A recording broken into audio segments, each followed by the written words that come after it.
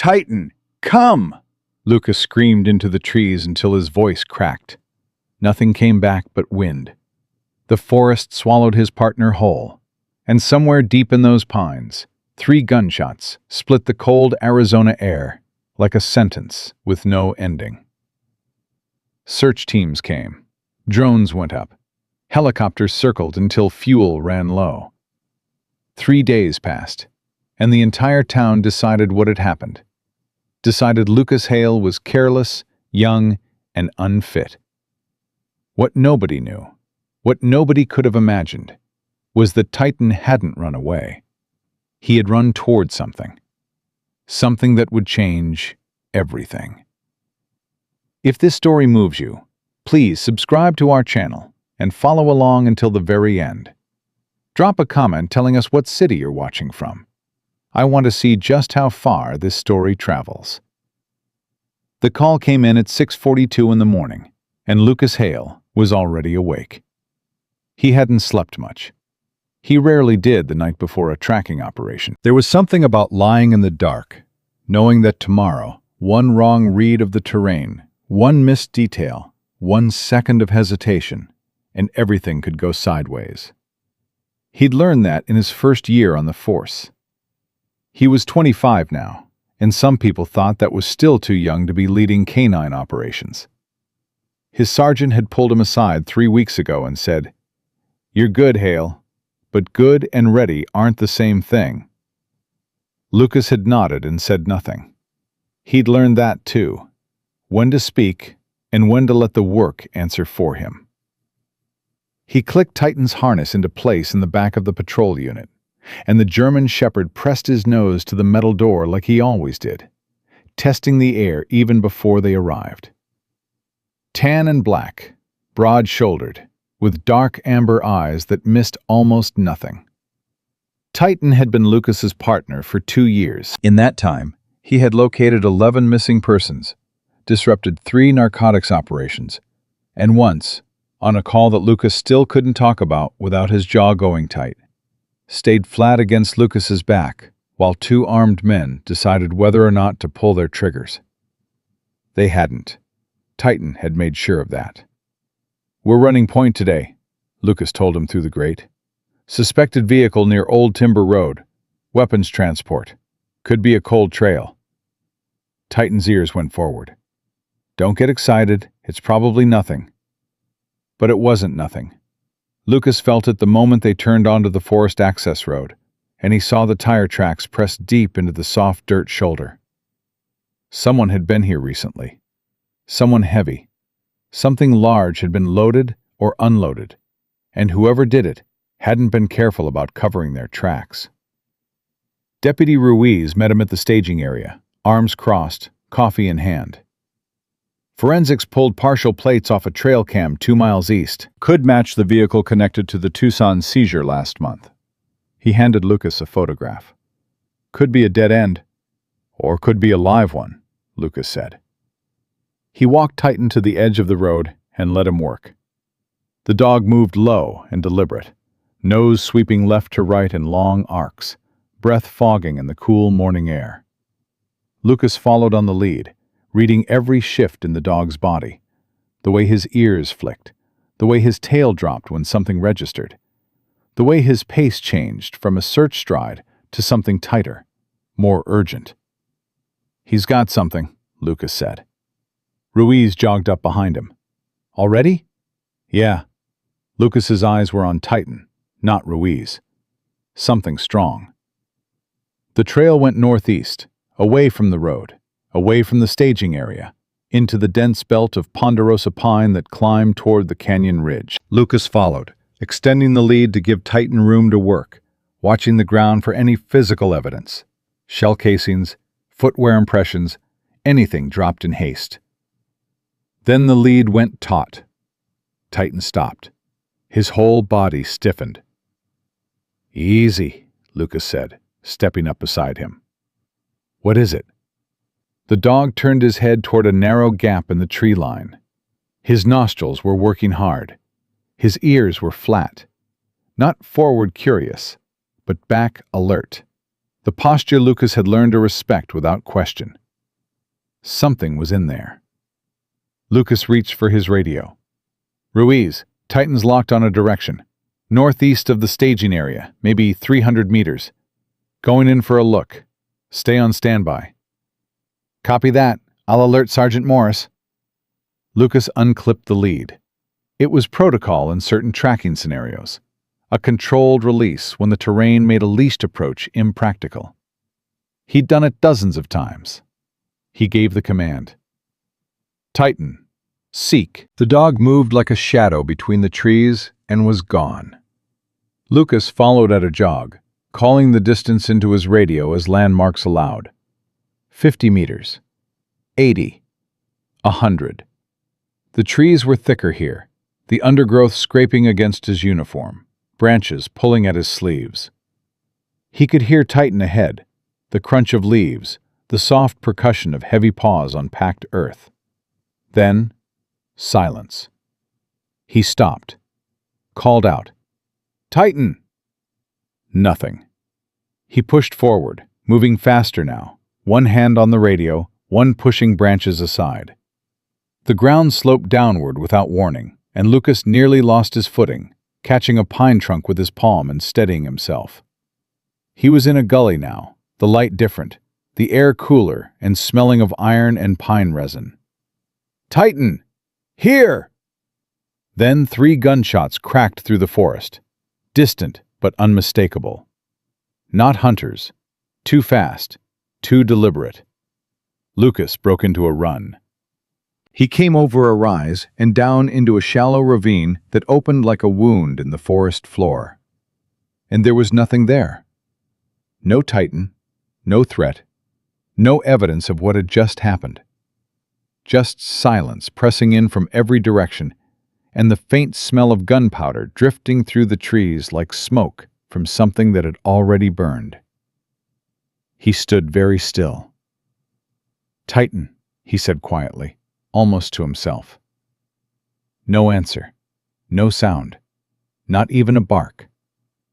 He radioed Ruiz with a voice he worked hard to keep level. "Titan's out of visual range. 3 shots fired, direction northeast. I need backup at my position, now." Ruiz's voice came back tight. "On the way. Lucas, are you hit?" "No." He paused. "But Titan's gone." The search that followed was unlike anything Lucas had experienced in his 2 years on the force. Within the first hour, 4 additional units were working the forest perimeter. By noon, the department had a drone in the air. By evening, a search helicopter was running grid patterns over the canyon ridge with thermal imaging. They found the suspected vehicle. Abandoned, empty, doors open like someone had left in a hurry. They found shell casings near the ravine, military caliber, which nobody could explain. They found boot prints in the soft earth near the tree line, multiple sets, going in different directions, overlapping in a way that suggested a confrontation, not a retreat. What they did not find was Titan. Sergeant Morris called Lucas aside at the end of the first day. He was a thick man with a flat voice and 22 years of police work behind him. And he looked at Lucas the way men look at someone they're trying to decide how to disappoint without breaking. "We're going to scale back the active search tonight," he said. Lucas said nothing. "We'll restart at first light. Dogs in terrain like this, sometimes they track out further than we expect. Sometimes they find a safe spot and wait." "He doesn't wait," Lucas said. "Titan doesn't break off a trail and wait. He finishes." Morris looked at him for a long moment. "I know that. I also know you've been on your feet for 14 hours, and you're not going to do him any good exhausted. With respect, Sergeant, I'm not stopping." Morris held his gaze, then nodded slowly. "I know that too." The second day was worse. The forest felt larger on day 2. The trees seemed to multiply in every direction, and every game trail looked like every other, and Lucas moved through them with a map and a headlamp, and a growing cold feeling in the center of his chest that he refused to name. His phone buzzed constantly with notifications, reporters, department colleagues, and then, by late afternoon, the social media comments began filtering through. His sergeant sent a screenshot without comment. Careless young officer loses trained canine on a routine search. How do you lose your own dog? He should be suspended. That animal's worth more than the officer's career. Lucas read them all. He put his phone in his pocket. He kept walking. His mother called twice. He let it go to voicemail. She'd worry, and she'd say the right things, and right now the right things felt like the wrong pressure. He needed his head clear. He needed to think like Titan, not like Lucas Hale, the 25-year-old officer with something to prove. He needed to think like a dog, following a trail that mattered more than coming home. What did you smell, boy? What did you hear that I didn't? The shell casings near the ravines stayed in his mind. Military caliber. That bothered every instinct he had. This wasn't a hunting area. It wasn't a training range. The nearest joint military exercise zone was 12 miles north. Unless the parameters had been extended for some reason. Unless someone had moved the boundary. Or unless whatever was happening out here had nothing to do with boundaries at all. Late on the second night, when the rest of the search team had returned to base camp, Lucas was alone on a trail above the canyon wall when his flashlight caught it. A partial print in the soft earth beside a flat rock. Wide paw, deep heel, 4 clear toe impressions pressing hard into the dirt, the way a dog's paw prints look when the animal is moving at speed, leaning into a turn, shifting its weight towards something ahead. He crouched, put 2 fingers into the edge of the print. Still soft. Not fresh, but not old either. Maybe 12 hours, maybe less. He looked up. The trail ahead narrowed and curved left, dropping toward the canyon floor in a way that the maps hadn't shown clearly.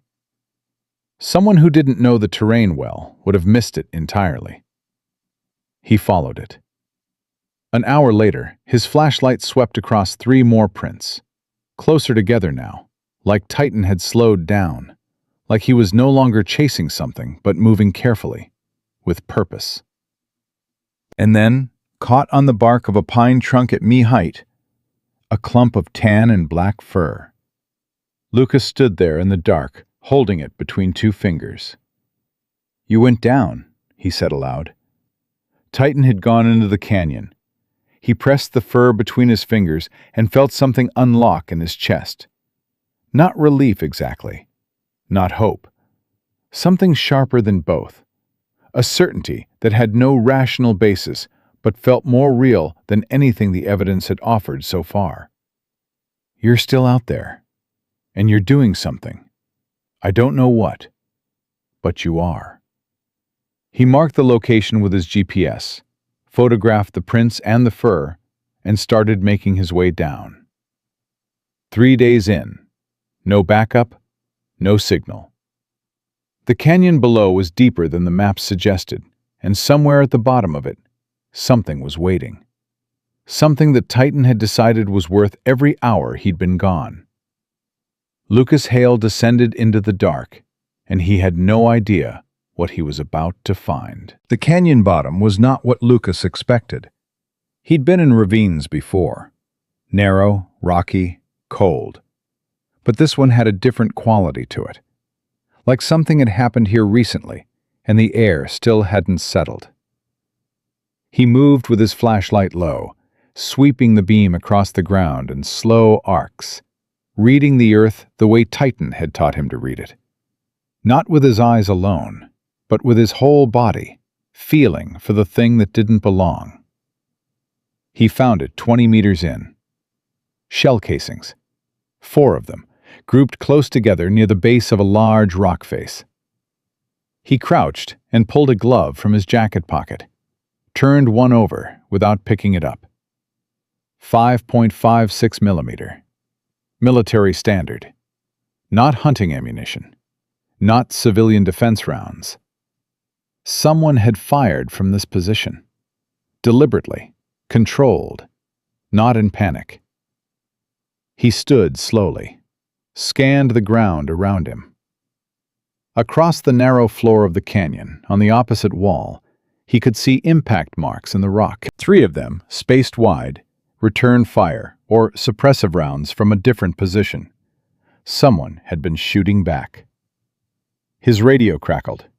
Deputy Ruiz, voice grainy with distance. "Lucas, your GPS is showing you in the restricted zone. You're past the marked boundary." "I know. Sergeant Morris wants you back at camp. It's 0200. Tell him I found shell casings, military caliber, and I've got more prints." Silence on the other end. Then, "Lucas, I'm not coming back empty-handed, Ruiz." He clicked the radio off before the argument could finish. The prints continued north along the canyon floor, and now there was something else mixed in. Boot prints, different from the ones they'd found near the ravine. Single set, smaller, a lighter stride, but deep heel impressions that suggested someone moving fast under weight. Body armor, maybe. A pack. And alongside those boot prints, paw prints, side by side, moving in the same direction. Titan hadn't been chasing someone. He'd been following someone. Lucas stopped walking. He said it out loud in the dark, to no one, because sometimes a thought needed air to become real. You were tracking a person, not a threat, a person. The prints went another 40 meters and then stopped at a narrow overhang in the canyon wall. A shallow cut in the rock, maybe 6 feet deep and 4 feet high. The ground in front of it was heavily disturbed. Boot scuffs, claw marks in the dirt, the compressed oval of a human body having lain in one position for a long time. He swept his flashlight inside. Empty. But not recently empty. He could smell it, the faint metallic trace of dried blood, the sharper note of sweat and exertion. Whoever had been here had been hurt. Whoever had been here had stayed a long time. And whoever had been here had left, or been moved, within the last several hours. He pressed his hand flat to the ground inside the overhang, still faintly warm from trapped body heat. "You found someone," he said. "You stayed with them, and now they're gone." He pulled out his GPS and marked the location, then stood and turned a slow circle with his flashlight, reading the ground one more time. The boot prints leaving the overhang were different, deeper, more deliberate, spaced further apart. Someone walking with effort. Someone who had been lying down and was now standing and moving. Alive. Moving under their own power. Heading northeast, deeper into the restricted zone. He followed. 20 minutes later, he heard the dog. Not barking, something lower than that. A single, sharp vocalization that Titan used in the field when he wanted attention without announcing himself. Lucas had heard it maybe 4 times in 2 years, and every time it had meant the same thing. "I'm here. Come to me." Careful. He stopped moving and listened. It came again, off to his left, up a short rise. He climbed it without his flashlight, one hand on the ground for balance, moving by feel and instinct. At the top, he stopped and listened again. Wind. His own breathing. The faint creak of pine branches somewhere above. Then, close, very close, the soft sound of a dog exhaling. "Titan," he whispered. A low whine. Lucas turned on his flashlight. Titan was 5 feet away, sitting upright in the dark, ears forward, eyes reflecting the beam back at him like 2 amber coins. And beside him, pressed against the base of a split boulder, wrapped in the thermal emergency blanket that had seen better days, was a young woman. She was in tactical gear, head down, one arm braced against the rock at an unnatural angle. Her face was pale under the flashlight beam, lips cracked, a long, dried laceration running from her left temple into her hairline. She was breathing. Lucas could see the slight rise and fall under the mylar, but she wasn't conscious. He crossed to Titan in 3 strides and dropped to one knee. The dog pressed his head against Lucas's shoulder for exactly 2 seconds.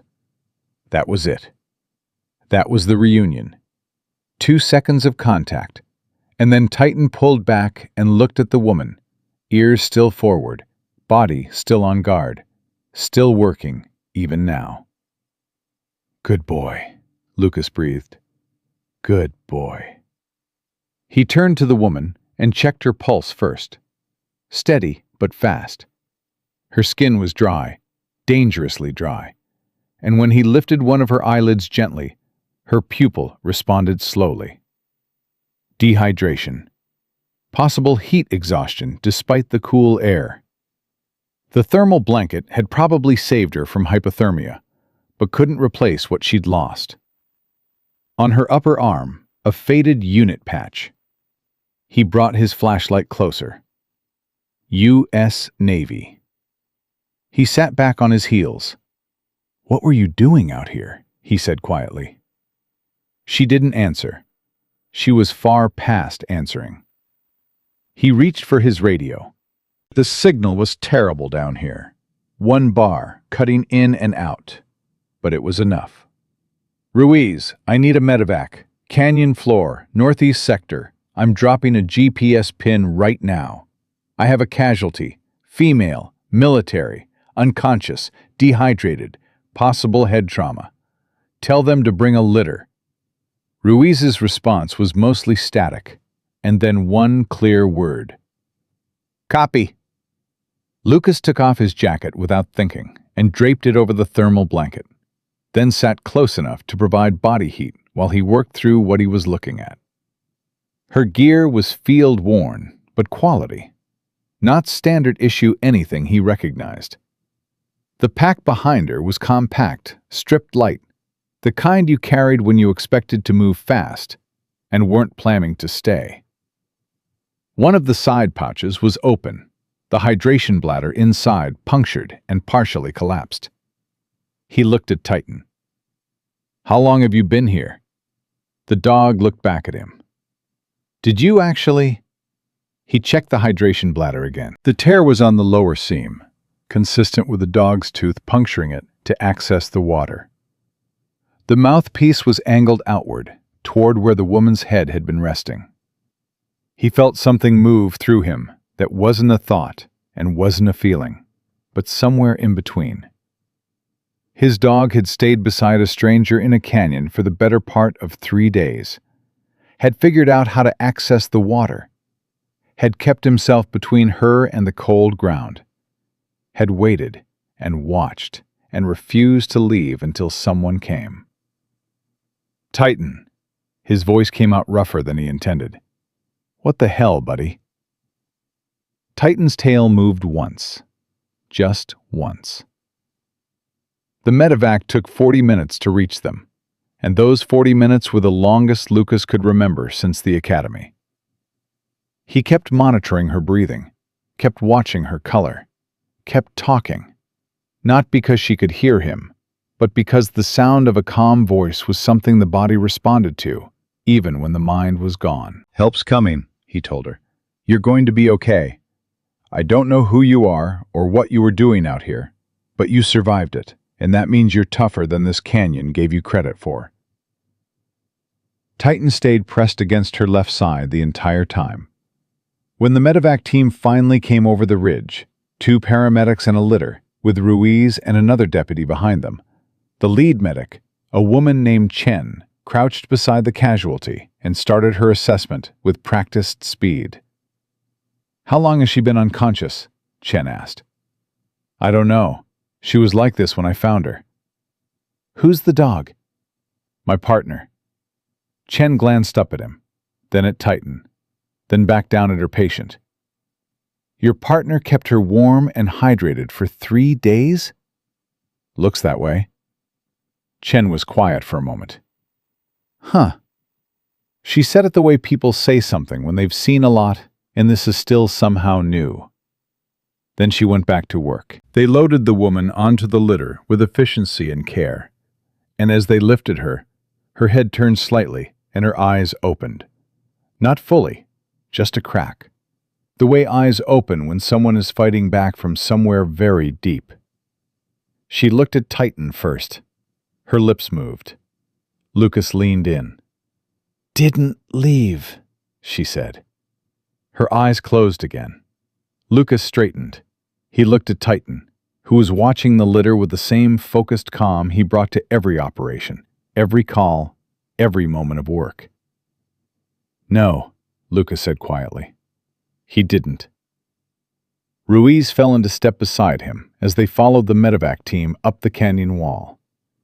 He didn't say anything for a while, which was unusual for Ruiz, who had an opinion on most things at most times. Finally, "Her patch. Did you see the designation?" "Navy," Lucas said. "Not just Navy." Ruiz kept his voice low. "I ran it while I was waiting for the medics. That unit code. It's SEAL support. Special reconnaissance." Lucas said nothing. "Which means whatever she was doing out here," Ruiz paused, "it wasn't on any map we were looking at." Lucas looked ahead at the litter moving up the trail, at Titan walking steadily beside it like he'd been assigned to escort duty and nobody had told him the job was done. "No," Lucas said. "I don't suppose it was." The hospital corridor smelled like antiseptic and recycled air, and Lucas had been sitting in it for 6 hours without moving more than 20 feet in either direction. Titan wasn't allowed inside. Department protocol. Lucas had left him with Deputy Ruiz in the parking lot, and every 40 minutes he walked outside to check on them. Not because Ruiz couldn't handle a dog, but because he needed to see Titan breathing. Needed that confirmation the way some people need to check a lock twice before they can sleep. The woman from the canyon had gone straight into emergency care. No name at intake.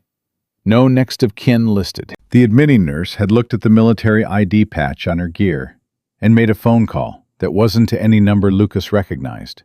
And within 90 minutes, there were 2 men in civilian clothes standing at the end of the corridor who hadn't spoken to anyone and hadn't left. Federal. Lucas recognized the posture before he recognized anything else about them. He walked up to the taller one. "She going to be okay?" The man looked at him with the practiced blankness of someone who had trained for exactly this kind of question. "We're not able to share information about the patient at this time. I'm the one who found her." "We know who you are, Officer Hale." Lucas studied him for a moment.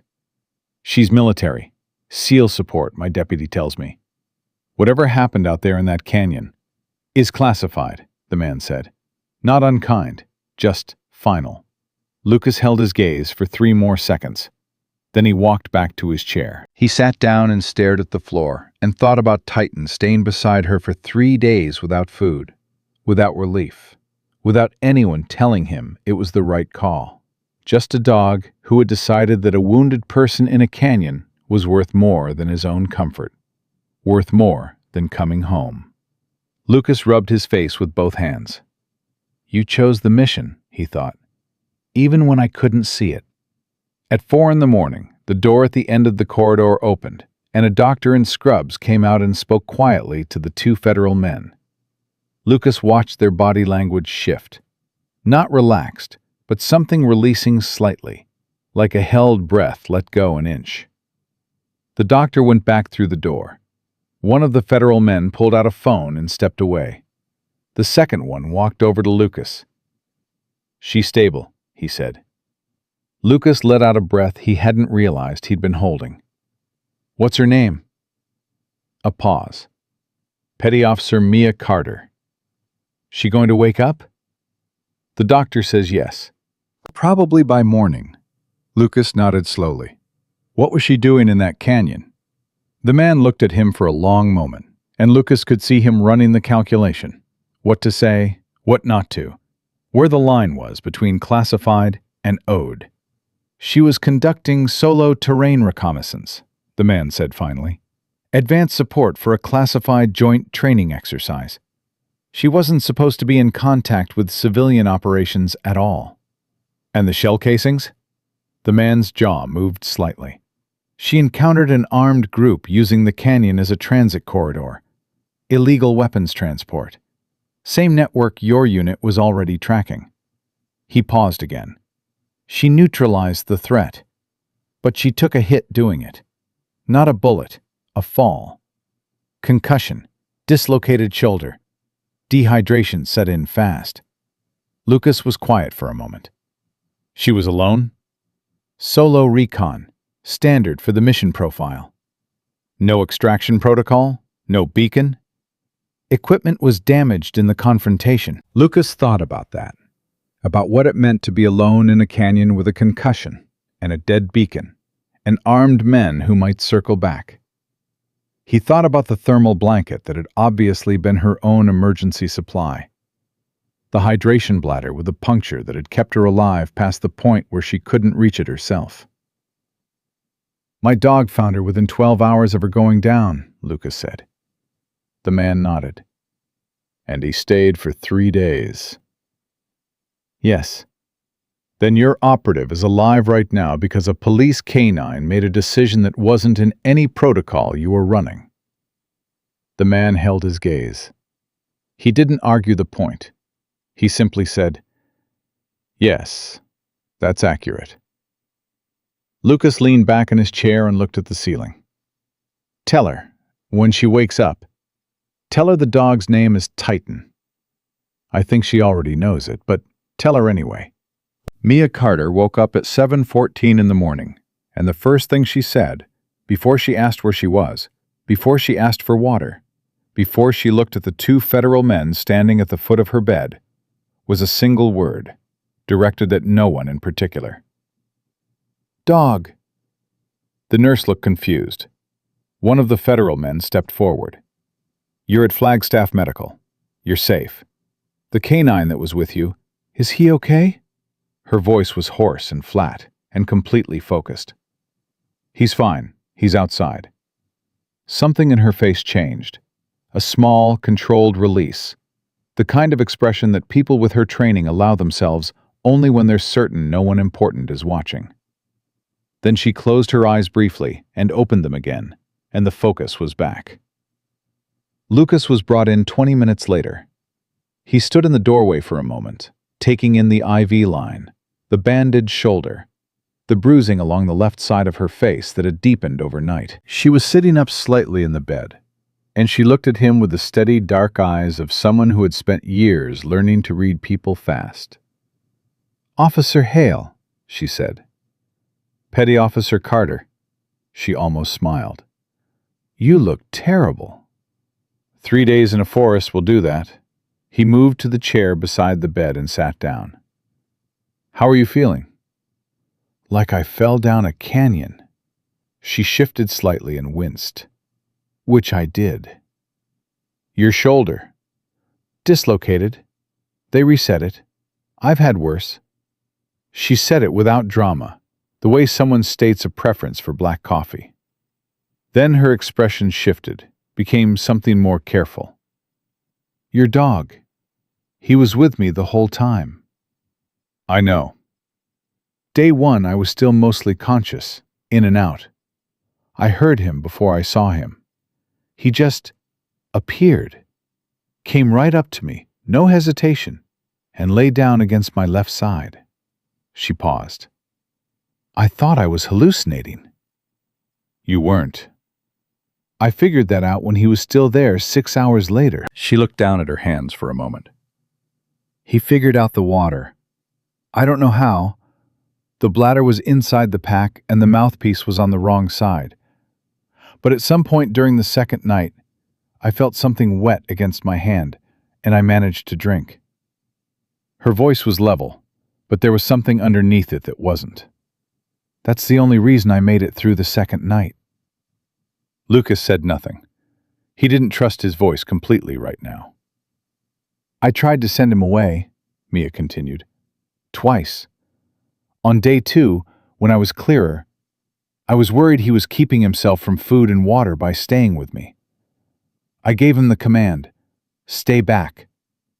He looked at me like I'd said something in a language he didn't recognize. Sat down. Stayed.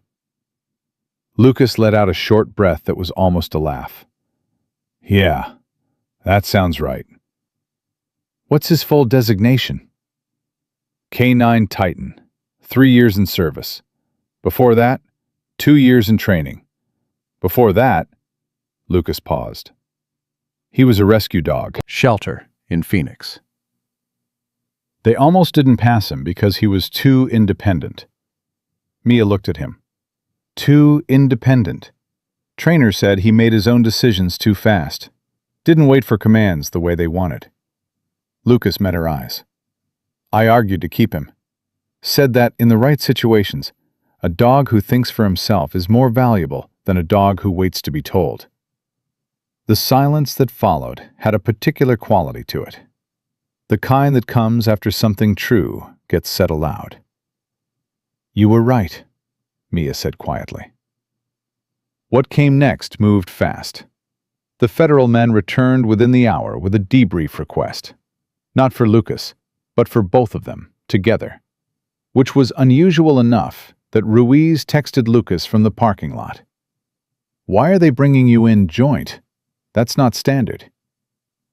The debrief was conducted by a woman named Hargrove, who introduced herself with a rank Lucas didn't recognize, and a handshake that could have cracked a walnut. She sat across from them both and laid a topographic map on the table.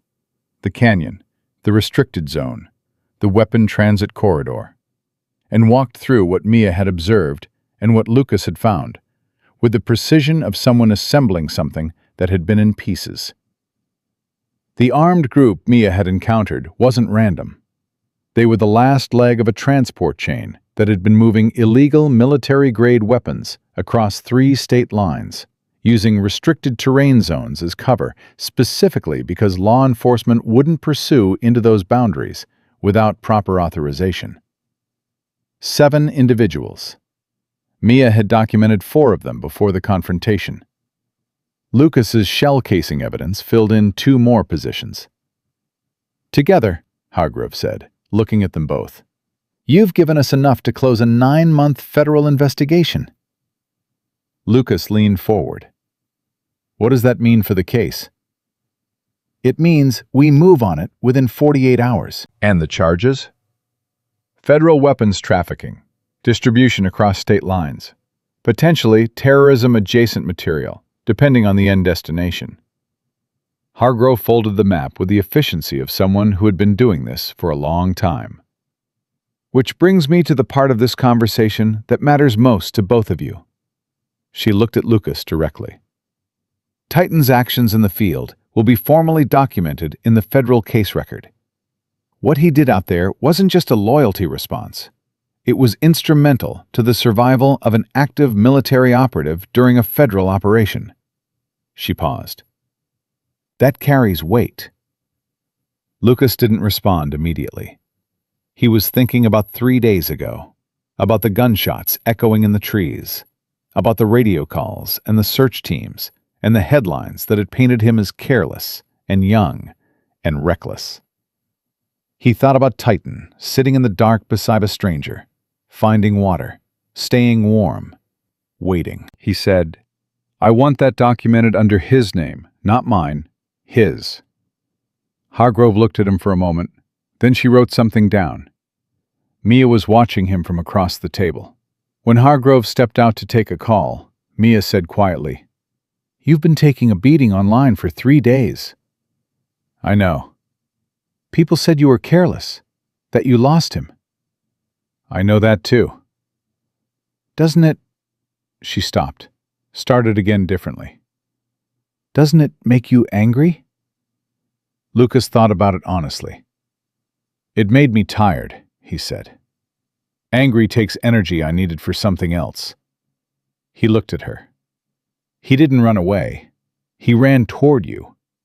The people who called me careless didn't know that. I did. That was enough to keep moving.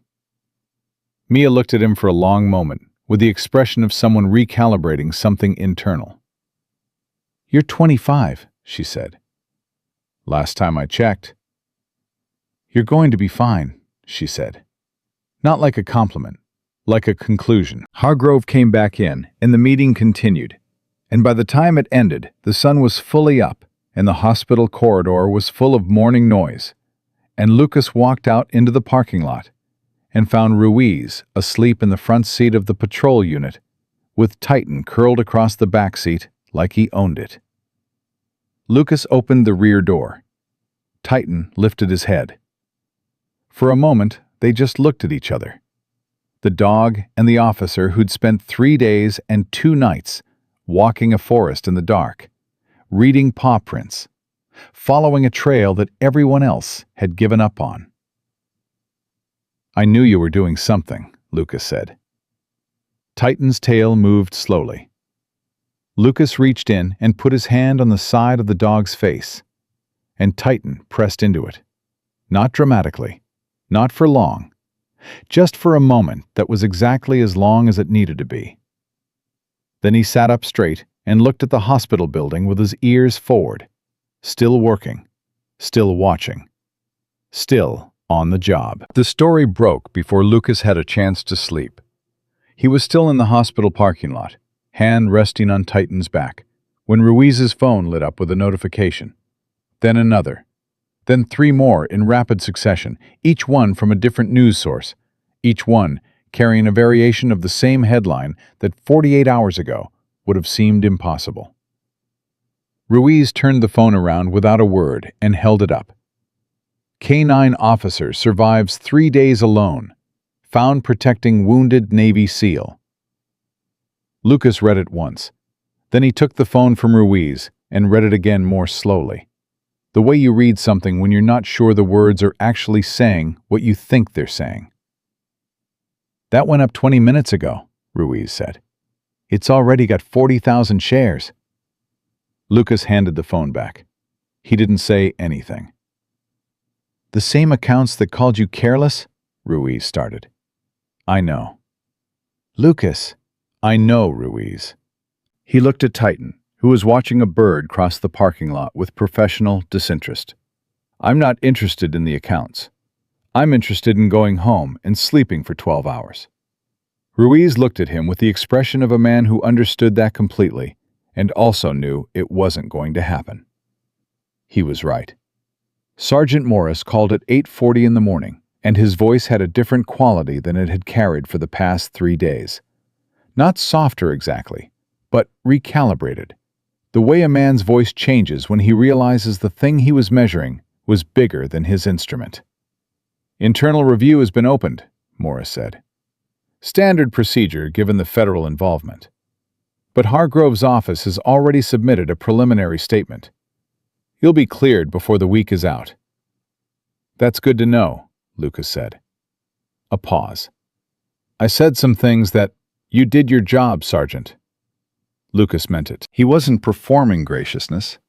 He genuinely didn't have the energy for anything else, and the resentment that might have been there 3 days ago had been worn smooth by 60-something sleepless hours and a canyon and a dog who had made everything else feel smaller by comparison. "You were managing a department under pressure with incomplete information. I understand that." Morris was quiet for a moment. "You're either very mature or very tired." "Probably both." "Go home, Hale. Be back Monday." "Titan needs a full veterinary evaluation first." "Schedule it. Department covers it." Another pause, shorter this time. Tell him he did good." Lucas looked at the dog. He knows. The veterinary evaluation took 3 hours and confirmed what Lucas had already suspected. Titan was dehydrated, had lost nearly 4 pounds, and had a minor laceration on his right forepaw that had gone unnoticed under the fur. The vet, A quiet woman named Dr. Abrams, who had worked with police canines for 15 years, examined him with the kind of focused care that told Lucas she understood exactly what she was looking at. "He's going to be fine," she said, pressing gently around the laceration while Titan held perfectly still. "But I want to talk about what his body went through out there." She looked up at Lucas. 3 days without consistent food, reduced water, cold overnight temperatures, physical stress. She paused. Most dogs in that situation would have left. Self-preservation would have taken over. "He's not most dogs," Lucas said. "No." She looked back at Titan. "He made a choice that went against his own survival instinct. That's not training. Training can get a dog a long way, but it doesn't override biology at this level." She smoothed the fur back over the laceration and reached for a bandage. "Whatever he decided to do out there, it came from somewhere deeper than anything we put in him." Lucas watched her work and thought about what she'd said. Somewhere deeper than anything we put in him. He'd been thinking about it since the canyon, since the moment he'd found Titan pressed against Mia's side in the dark. Not waiting, not lost, not hiving. Working. "Can I ask you something?" he said. "Sure." "Is it possible for a dog to understand that someone will die if he leaves?"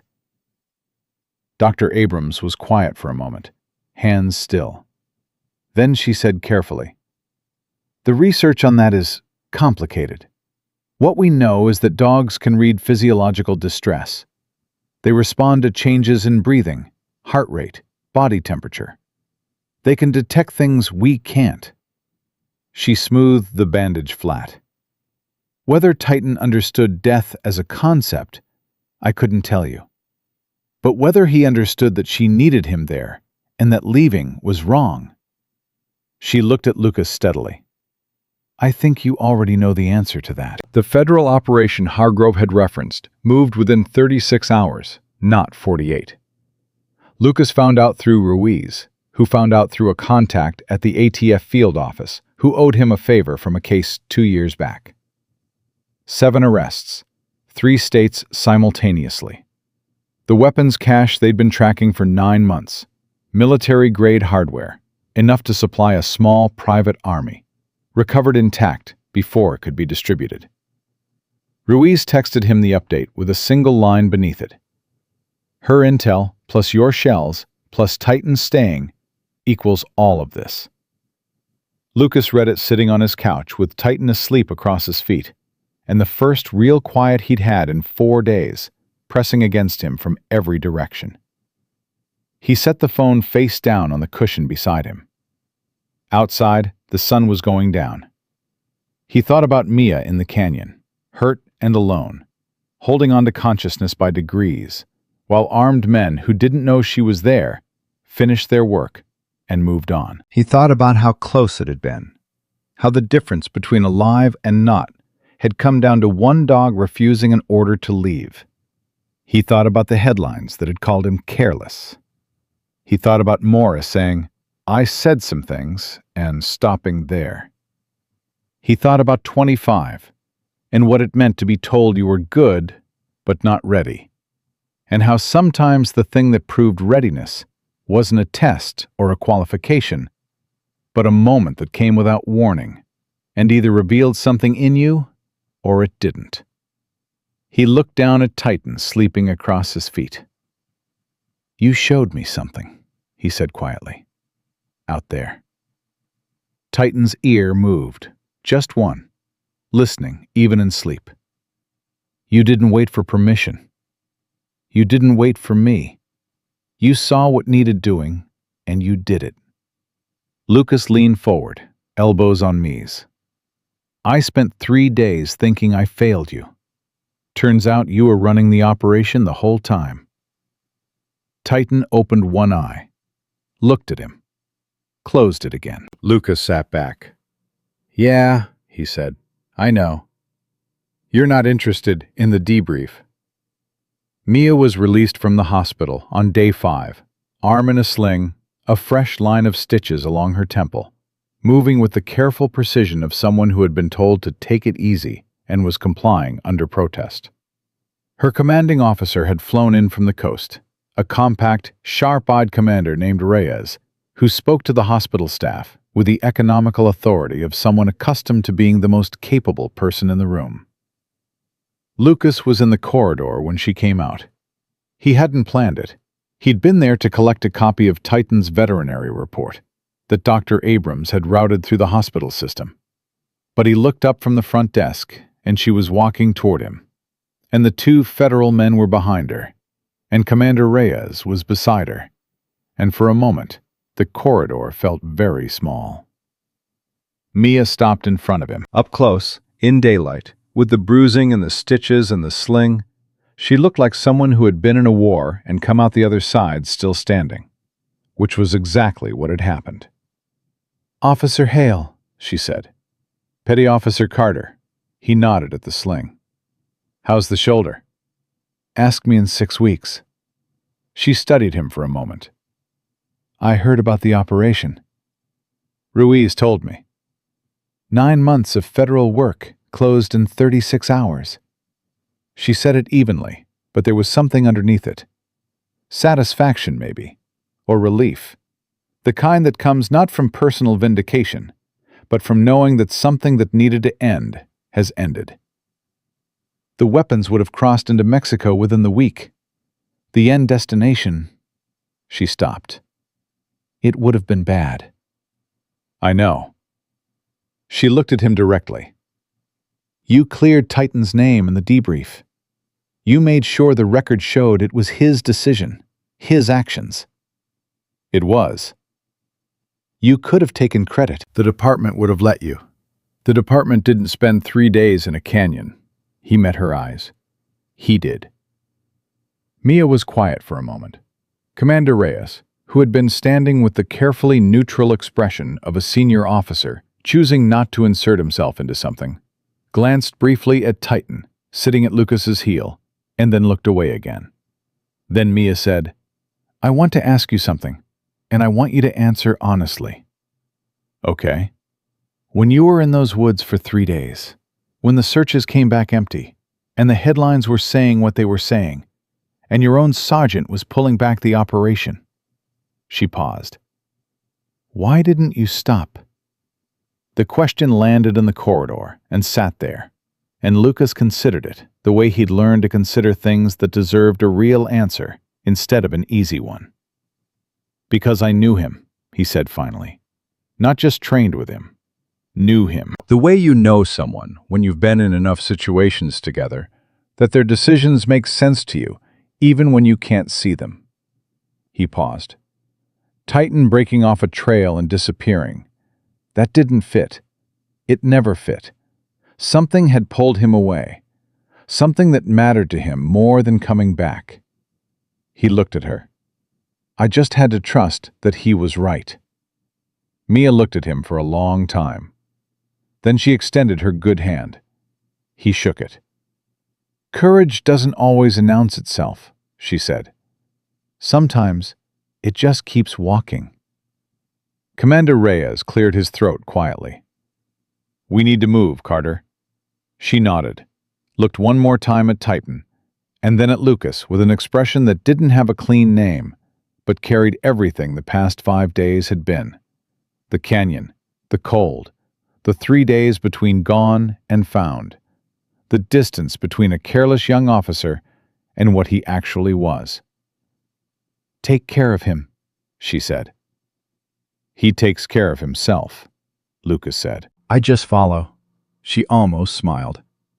Then she walked past him down the corridor, the 2 federal men falling into step behind her, Commander Reyes at her side, all of them moving toward whatever came next. Lucas watched them go. Then he looked down at Titan.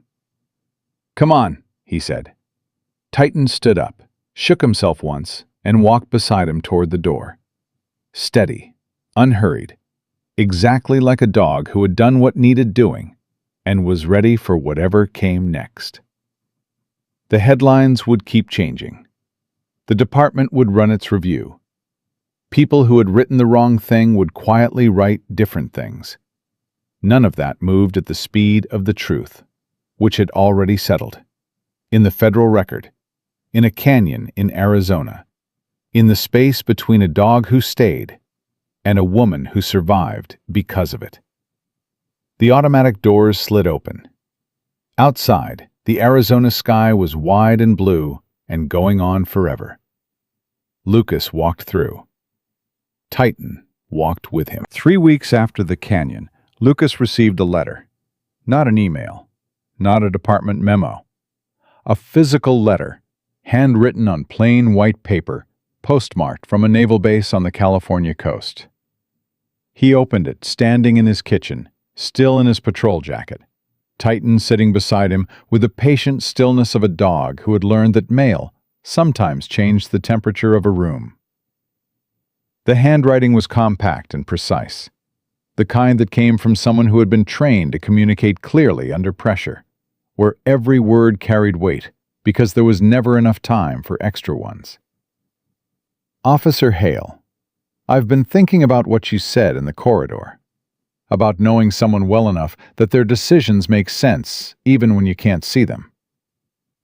I've been in the Navy for 4 years. I've worked with people I trusted with my life, but I don't think I've ever had someone or something make a decision on my behalf that cost them that much and asked for nothing back. I owe Titan something I don't have the right currency to repay. I owe you something too, though I suspect you'll tell me I'm wrong about that. I'll be back in Arizona in 6 weeks for the joint community event in Flagstaff. I'd like to see you both there. Not for the ceremony, not for the photo opportunity. Just, I want him to know I made it. Mia Carter. Lucas read it twice, folded it, set it on the counter. Titan looked up at him. She's coming back, Lucas said. Titan's tail moved once, slow and certain, like he'd already known. The internal review cleared Lucas on a Thursday, 8 days after the federal operation closed. He found out the way he'd found out most things during this stretch, through Ruiz, who appeared at his desk that morning with 2 coffees and the expression of a man delivering news he'd been waiting to deliver for longer than he was going to admit. It's official, Ruiz said, setting 1 coffee down. Full clearance. No findings against you. The review board specifically cited your independent continuation of the search as consistent with Canine Partnership Protocol. He paused. They used the word exemplary. Lucas picked up the coffee. Did Morris sign off on it? He wrote the summary statement himself. That was the part that landed. Not the clearance. He'd known that was coming. Had known it from the moment Hargrove's office submitted their preliminary report. But Morris, writing the summary statement himself, when he could have delegated it, when clearing a 25-year-old officer whose name had been in the headlines for the wrong reasons, could have been handled quietly by someone lower on the chain. That meant something. He went to Morris's office that afternoon. The sergeant was at his desk, reading something on his monitor, and he looked up when Lucas knocked on the open doorframe. Hale? Sergeant. Lucas stepped inside. I wanted to say thank you for the statement.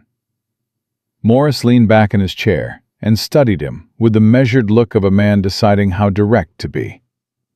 You don't have to thank me for doing the right thing. Maybe not, but I'm doing it anyway. Morris was quiet for a moment. Then he said, Sit down. Lucas sat. I've been doing this for 22 years, Morris said. And I'll tell you something I don't say to officers your age, because usually they're not ready to hear it. He folded his hands on the desk. Judgment isn't about rank. It isn't about time and service. It's about whether the calls you make hold up when the full picture comes in. He met Lucas's eyes directly. Every call you made in those 3 days held up. Every one. Lucas didn't respond immediately. He let the words settle because they deserved that. Not because he needed the validation, but because Morris had earned the right to be heard, and Lucas had learned enough in the past 3 weeks to know the difference between words that were given to make someone feel better and words that were given because they were true. Titan made the important ones, Lucas said, finally. Morris almost smiled. It was a brief thing, gone quickly, but it was real. Yeah, he said. But you made the call to keep him. 6 weeks passed, the way weeks pass after something that changes your internal calibration. Faster in some places, slower in others. The ordinary rhythm of patrol work feeling both familiar and slightly different, like a song played in a new key. Lucas ran Titan on 3 operations in those 6 weeks.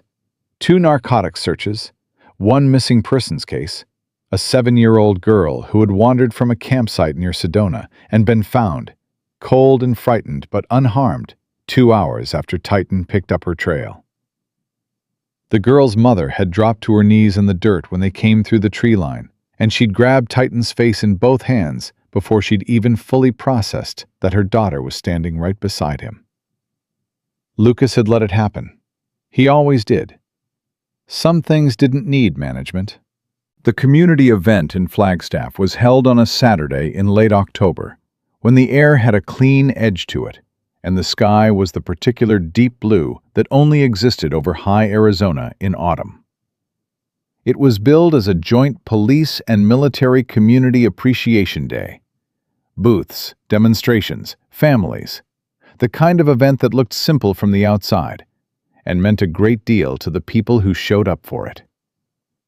Lucas arrived in uniform, Titan at heel, freshly groomed, his tan and black coat catching the morning light, moving with the unhurried authority of a dog who understood public events and had decided long ago to tolerate them graciously. He spotted Mia 20 minutes after arrival. She was in Navy working uniform, arm out of the sling now, moving through the crowd with the same directional efficiency he'd noticed in the hospital corridor. Not rushing, but never wasting motion. She saw him at the same moment he saw her, and the distance between them closed without ceremony. 2 people who had been through something together and didn't need preamble. "You look better," he said. 6 weeks of physical therapy will do that. She looked down at Titan. And then she did something that Lucas hadn't expected. She crouched down to eye level, slowly, and just looked at him. Not commanding, not reaching, not performing anything for anyone watching. Just looking at the dog who had stayed beside her in the dark for 3 days, when leaving would have been easier, when biology said go, and something deeper said stay. Titan looked back at her. His tail moved. She put her hand out, palm up, an offering, not a demand. Titan stepped forward and pressed his nose to her fingers, then her palm, then stood still while she placed her hand gently on the side of his face, the same way Lucas did, and the dog leaned in exactly 1 degree. Mia's jaw tightened. She stood up, and her expression was composed, but her eyes were something else entirely. "He remembers me," she said. "He doesn't forget anyone he's worked with," Lucas said. "But yeah, you especially." She looked at him. "How do you know?" "Because he leaned in." Lucas kept his voice level. "He doesn't do that with everyone." The formal program started at noon. There were speeches, recognitions, a demonstration by the department's canine unit that drew the loudest crowd of the morning. Lucas stood at the edge of the demonstration area with Titan and watched the families, watched the dogs, and thought about what Dr. Abrams had said, somewhere deeper than anything we put in him, and felt the truth of it in a new way, the way you feel things differently after they've been lived rather than just understood. Mia was asked to speak. It hadn't been on the program. Lucas could tell by the slight adjustment in her posture when Commander Reyes leaned over and said something to her 15 minutes before the formal segment. She nodded once, and that was it. No visible preparation. No notes. When she stepped to the front, the crowd settled quickly. She had the kind of presence that didn't announce itself loudly, but made a room quieter by existing in it. She stood for a moment without speaking, looking at the faces in front of her. Officers, veterans, families, children sitting cross-legged on the grass. Then she said, "I'm not going to talk about the mission. Most of what I can tell you about my work, I can't actually tell you." A few quiet laughs moved through the crowd. "What I can tell you is this. 6 weeks ago, I was alone in a canyon in these mountains, with a concussion and a dead radio, and equipment that couldn't tell anyone where I was. And I'm standing here today because a police dog made a decision that nobody trained him to make." The crowd was completely still. "We train for war," she continued. "We train for threat assessment, for tactical response, for every contingency we can anticipate. And then reality hands you something you didn't anticipate. And all the training in the world comes down to one thing." She paused. "Whether the person next to you stays." She looked at Lucas. He looked back. Officer Hale spent 3 days refusing to stop looking, when everyone had reasonable grounds to stop. His dog spent 3 days refusing to leave, when every survival instinct said, "Go." Neither of them knew the full picture.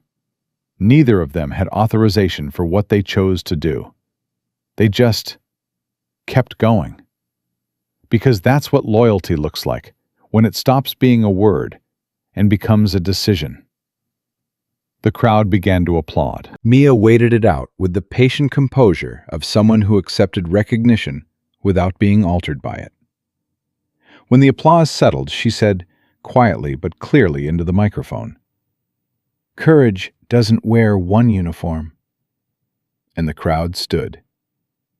After the formal program ended, the three of them found a quiet space at the edge of the event, Lucas, Mia, and Titan between them, sitting in the October afternoon with the noise of the crowd carrying over from a distance. "What happens next for you?" Lucas asked. "Back to the coast in 2 days. Full clearance.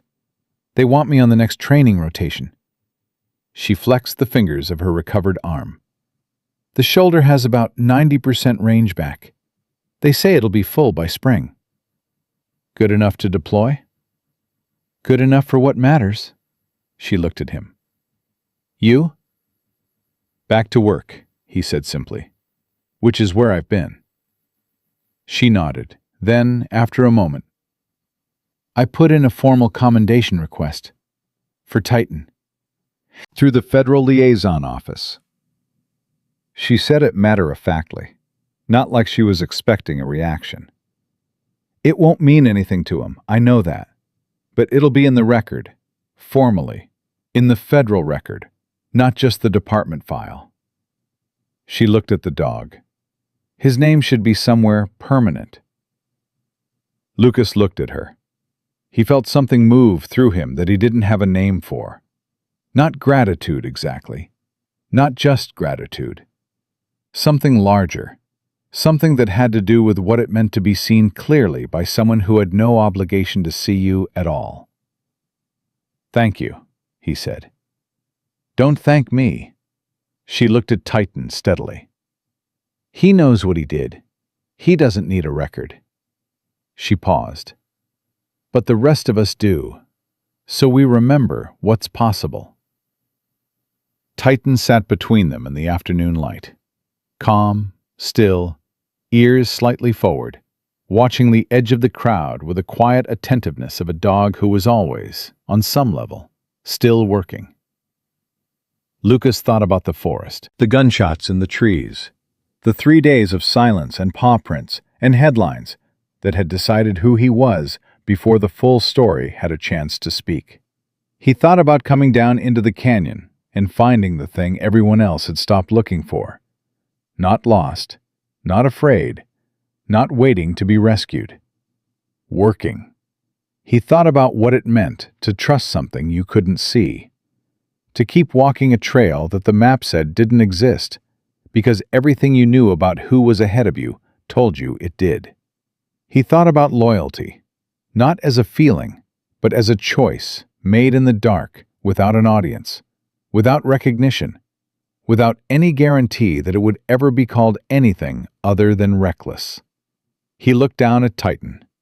The dog turned his head and looked back at him, amber eyes steady, unhurried, carrying the same undivided attention he brought to everything, every call, every trail, every moment that asked something of him.